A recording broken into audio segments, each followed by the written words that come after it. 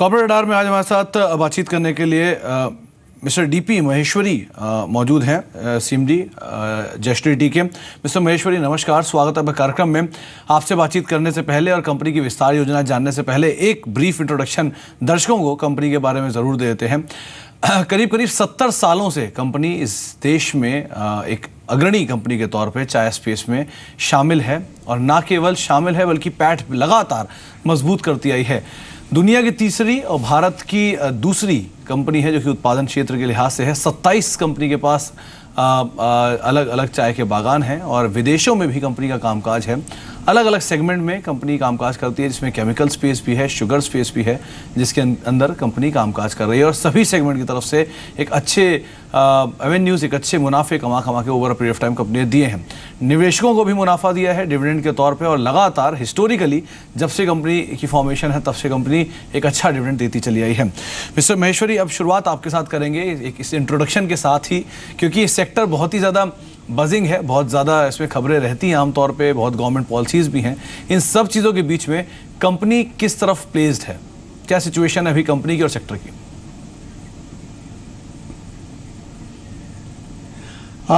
If you बास में company की सिचुएशन क्या है, तो देखिए प्लांटेशन कंपनी है, बेसिकली प्लांटेशन और शुगर मिल। तो sugar as you know is doing quite well. Last year का भी अच्छा रिजल्ट है और इस साल भी अच्छा रहेगा ऐसा उम्मीद है।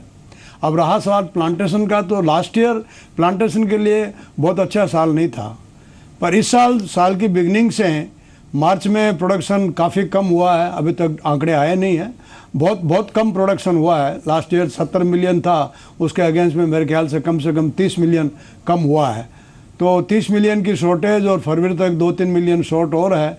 अप्रैल भी उतना अच्छा नहीं है। तो अब उम्मीद करते हैं कि जो दाम है उनमें अच्छी स्ट्रेंथ आनी चाहिए, अच्छी बढ़ोतरी रहनी चाहिए, ऐसी मेरे को उम्मीद है। पर एक चीज़ है कि देखिए मार्केट बहुत सेलेक्टिव मार्केट है। जो बेटर क्वालिटी की चाय बनाता है उसके दाम मिलेंगे, बाकी का दाम मिलना अभी मुश्किल है। तो overall I would say plantation industry बहुत चैलेंजिंग ईयर है प्लांटेशन के लिए, पर जो अच्छा काम कर रहा है उनके लिए I think it should be a good year also. जी मिस्टर महेश्वरी, क्योंकि कंपनी के पास पोर्टफोलियो जो है प्रोडक्ट्स का वो काफ़ी वाइड है, चाय स्पेस में भी और बाकी सेगमेंट्स जो हैं उसमें भी।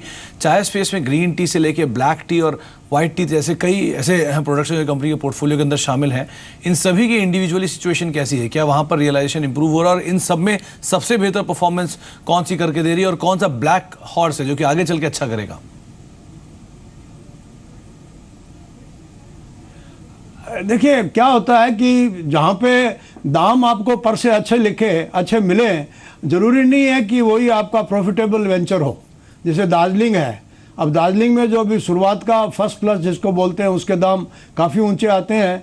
कहीं इनवॉइस जो है, कुछ फैसिलिटी चाहिए बहुत ऊंची रेट में 12,000, 13,000, 15,000, 18,000 रुपये में बिकते हैं, कुछ लिमिटेड क्वांटिटी।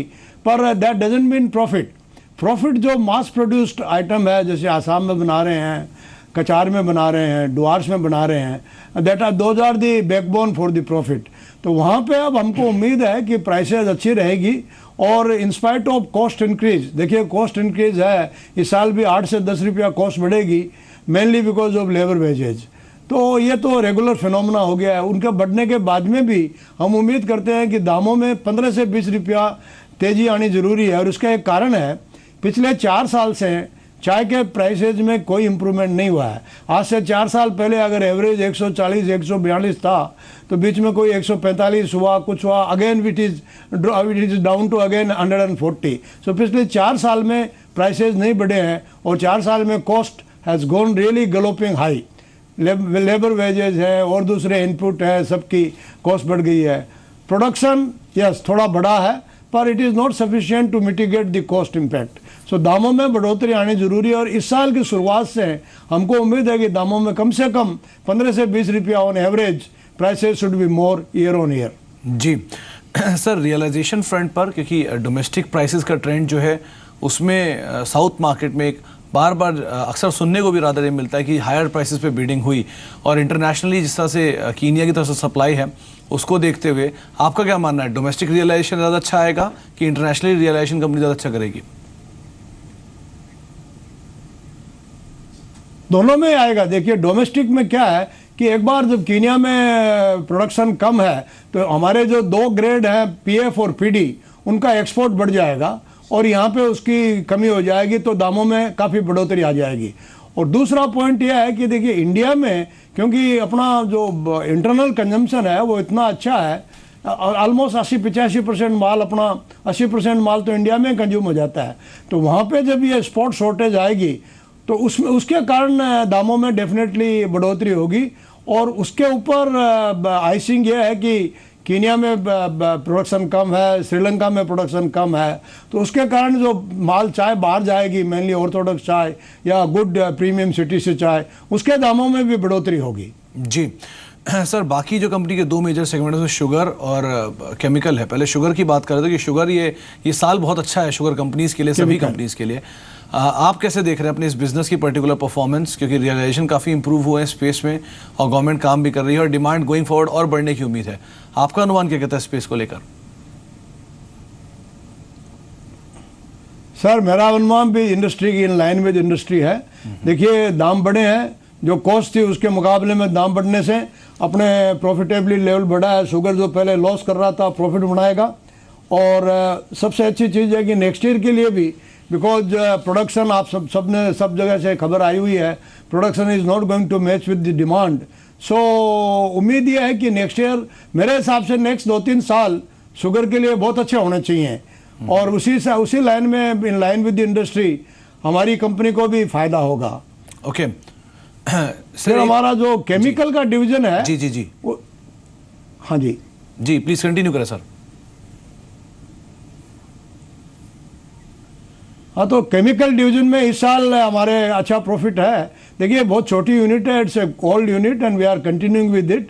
एंड 2 उसकी यूनिट्स हैं, एक वेस्ट बंगाल में है, एक हरियाणा में है, तो दोनों यूनिट मिला के this year they have given a very good performance and good profit.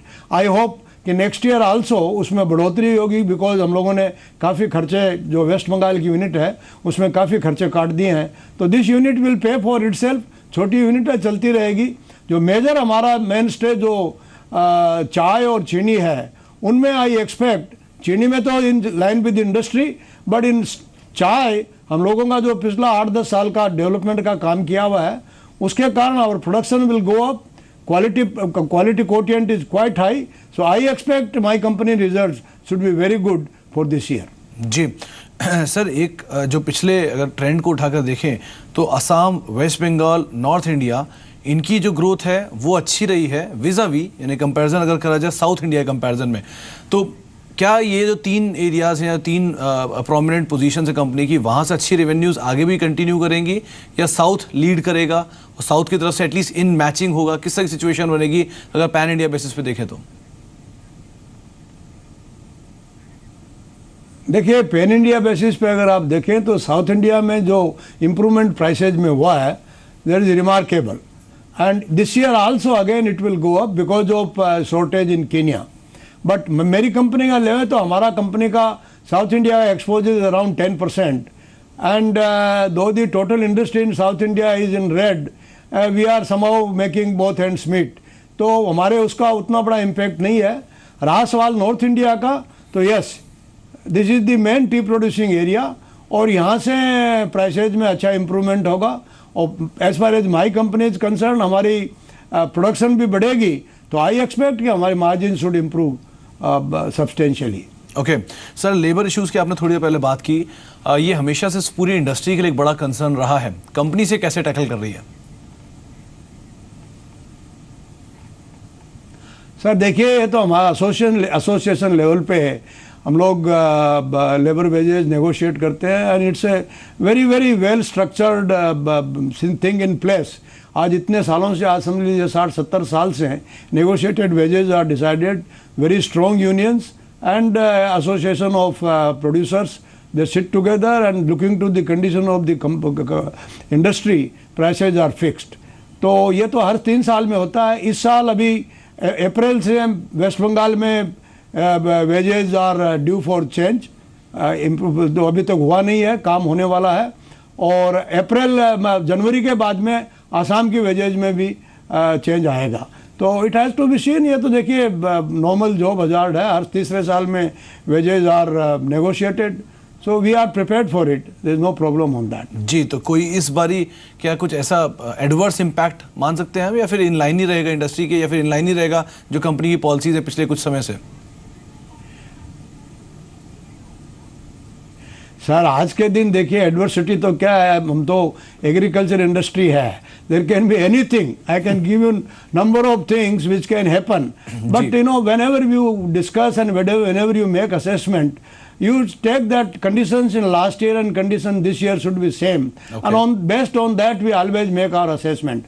So as on today I don't see any problem, and as the things unfold we will see, but I think things looks quite all right. Okay sir, एक सवाल होगा monsoon के ऊपर भी। Monsoon का अनुमान लगाया जा रहा है कि इस बार अच्छे आंकड़े आ सकते हैं मॉनसून के, अगर नॉर्थवर्ड साइड पे यानी नॉर्थ इंडिया में अच्छे मॉनसून के आंकड़े रहते हैं, और जैसा कि आप भी कह रहे हैं कि प्रोडक्शन अच्छा रहने की उम्मीद है, तो क्या वो एक्सपेक्टेशन से बेटर या अपर साइड पे आता हुआ दिखाई पड़ेगा? और अगर साउथ में भी मॉनसून के नंबर्स ठीक रहते हैं तो वहाँ पर आप किस तरह के नंबर्स की उम्मीद लगा रहे हैं?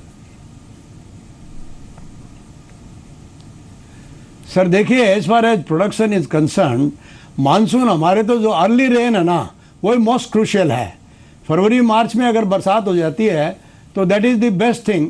आगे अब जुलाई अगस्त सितंबर में मानसून अगर थोड़ा वीक भी होता है तो हमारे कोई प्रॉब्लम नहीं है as far as production is concern, पर good monsoon is always better, क्योंकि उससे परचेजिंग पावर बढ़ जाती है और रूरल एरिया में चाय की खपत बढ़ जाती है। तो हमारा तो जो ऑलरेडी नफ़ा नुकसान होना था, अब मोर रेन और लेस रेन वो तो हो गया, मार्च अप्रैल में हो गया। अब आगे मानसून ठीक रहे तो it will be very good for the country and good for us also, पर हमारे प्रोडक्शन में उससे कोई बहुत बड़ा फर्क नहीं पड़ने वाला है। ओके सर, एक इम्पॉर्टेंट चीज़ है रुपी डॉलर की इक्वेशन, क्योंकि रुपए के अंदर स्ट्रेंथ आई है और आप केमिकल डिवीज़न के लिए इंपोर्ट करते हैं, दो बहुत छोटा डिवीज़न है, और बाकी एक्सपोर्ट भी करते हैं आप अलग अलग कंट्रीज़ में, तो रियलाइजेशन वहाँ से थोड़े से हिट हो सकते हैं।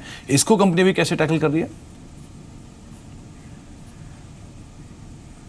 सर देखिए, ऐसा है कि इसका फ़र्क तो पड़ेगा। If I say it will not, because normally whatever we export prices are discussed in dollars और यूरो, पर फिर भी देखिए जो इंडिया में जो डोमेस्टिक कंडीशन है उसको कहीं न कहीं ध्यान में रख करके डॉलर और यूरो की प्राइस फिक्स होती है, तो छोटा मोटा इम्पैक्ट तो डेफिनेटली होगा।